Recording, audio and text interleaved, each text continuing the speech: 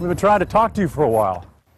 He's a Valley man accused of not paying his workers. Employees showed up for their checks and found the business closed with nowhere else to turn. Tonight, ABC 15 investigator Joe Ducey reveals why laws protecting workers are so weak. And he tracks down the boss accused of using the system to keep his wealth while his workers wait.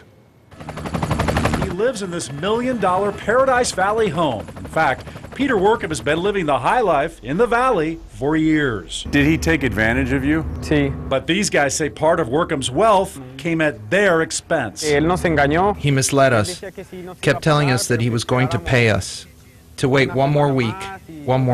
They worked for Empire Plastering and another business the ABC 15 investigators tied to Workham, businesses that made millions during the housing boom. State Department of Labor records show 11 workers filed unpaid wage claims against these companies, but company sources tell us many more weren't paid. When we came to work, the company was closed. Closed and bankrupt. We even had to leave our house. We did not have the money to pay for rent. So these workers were worried about keeping a roof over their heads. But for Workham, he's into racing, part of a professional team.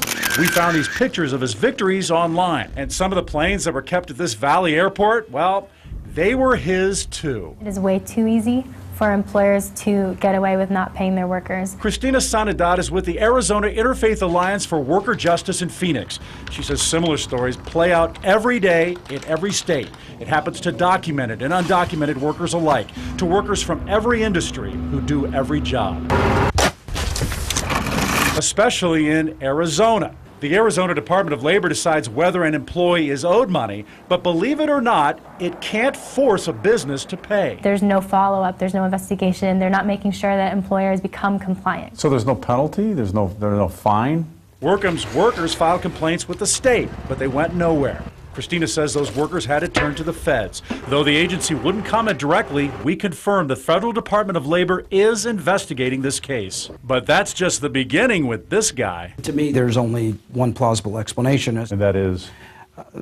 Someone's gaming the system. In 30 years as a bankruptcy attorney, Tom Salerno says he's seen nothing like this. We showed him court records of 4 businesses Workham owned or has an interest in, including Empire Plastering.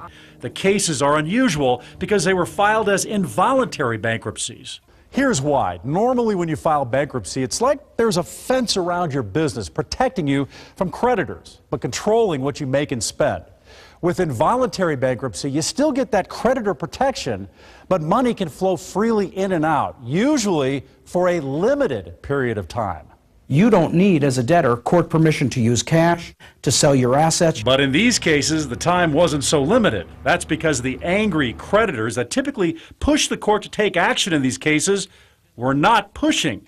The ABC 15 investigators found by tracing public records, the creditors in these cases were really co-workers and managing members of Workham's other companies. That allowed Workham's companies to go months with no financial consequences. Mr. Workham! After he avoided requests for a sit-down interview, we found Peter Workham walking out of a bank counting cash. Can you talk about these involuntary bankruptcies? Like we counted 4.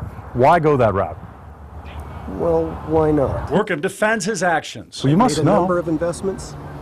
Things happen, But some these work out, some don't. He says he abided by all regulations in his bankruptcies and that they are all legitimate. You're not gaming the system. No. It's a pretty clever way to game the system, but it's gaming the system. Of that, I have no doubt. The ABC 15 investigators found at least 3 different lawsuits against Empire Plastering that were put on hold because of the bankruptcies. Not to mention these men who, like each of you, expect to get paid for an honest day's work. How do you feel that he's able to get away with this? Nos sentimos, We feel humiliated not to be able to fight against him. Workham says he can't comment any further because of lawsuits. And we took this to the state legislature and the Federal Department of Labor, who said their investigation would take a lot longer than ours.